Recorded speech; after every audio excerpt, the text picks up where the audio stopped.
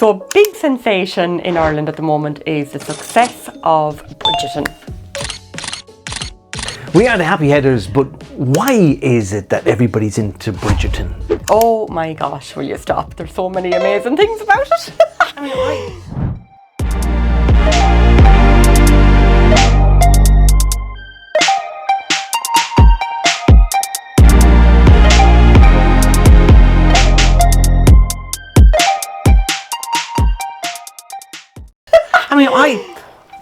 I've a confession.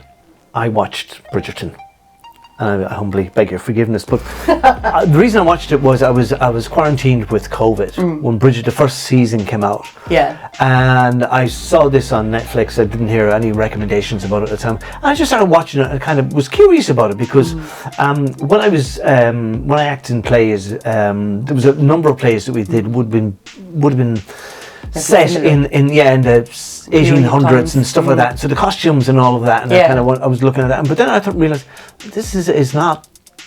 It's not that. It's not accurate. So what is it? Well, definitely, I mean, I suppose for us, and you as an actor as well, should know that, Nicola Coughlan has been incredibly successful. She plays the part of Penelope Featherington in Bridgerton, and she is, of course, Whistledown. And this is very exciting, because in the beginning, the first series that you watched, or the first lot of episodes, you don't know that till the very end. There's this person putting out rumours. Yeah, she's like you don't know who it is. Queen, and she's which is very dangerous for her. I mean, the Queen is after her and everything in the second lot of episodes in the second season.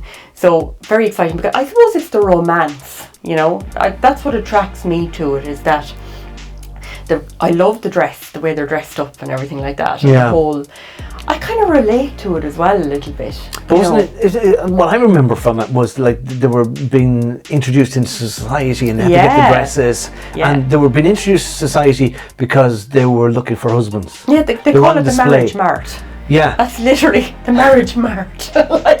They've literally referred to it as that. So it's like the disco. Yeah, well, a wee bit like a disco. And you go to these balls and, they're all very fabulous and everything, and you're supposed to fill your dance card. So there'd be some older gentleman looking for a younger wife. Oh, that happened a few times as well, yeah. And that was the norm, wasn't it? You need an older gentleman who was well established, who had his own wealth, his own income, and he was looking for an heir. He wanted an heir. Yeah.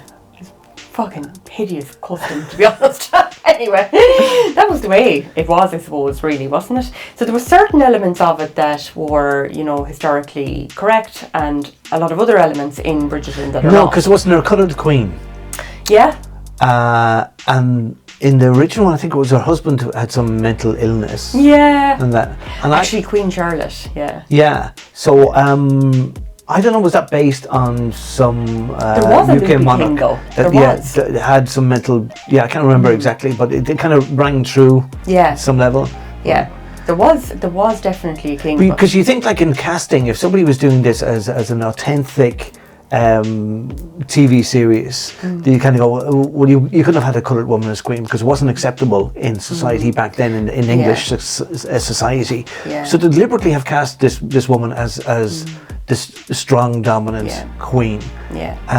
And it's really, she would have been burned at the stake for it, probably. Oh, she would have been just a lowly servant. But she wouldn't have been accepted, I don't think. So why do you think they did that in Bridgerton? Well, I think because nowadays, you see, they have blended, I suppose, the way things used to be perfectly with the way things are changing now with modern women. I mean, even the way the women in Bridgerton talked and spoke and behaved and acted, and the way they did things as well.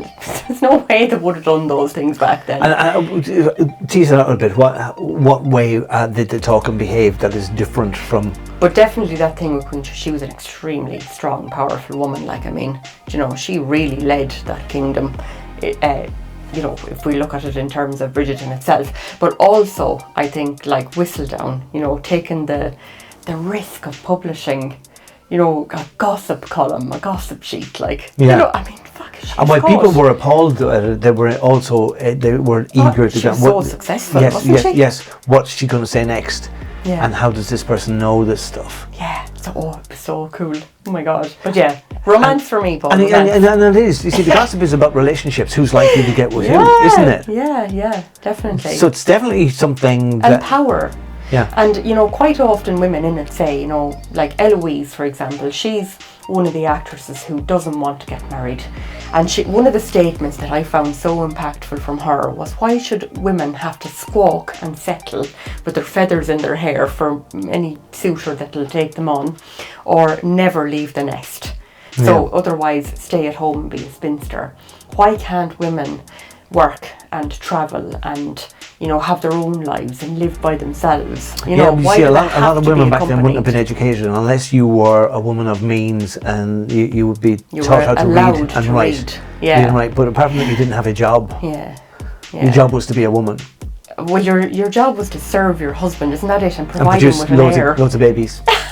For fuck's sake.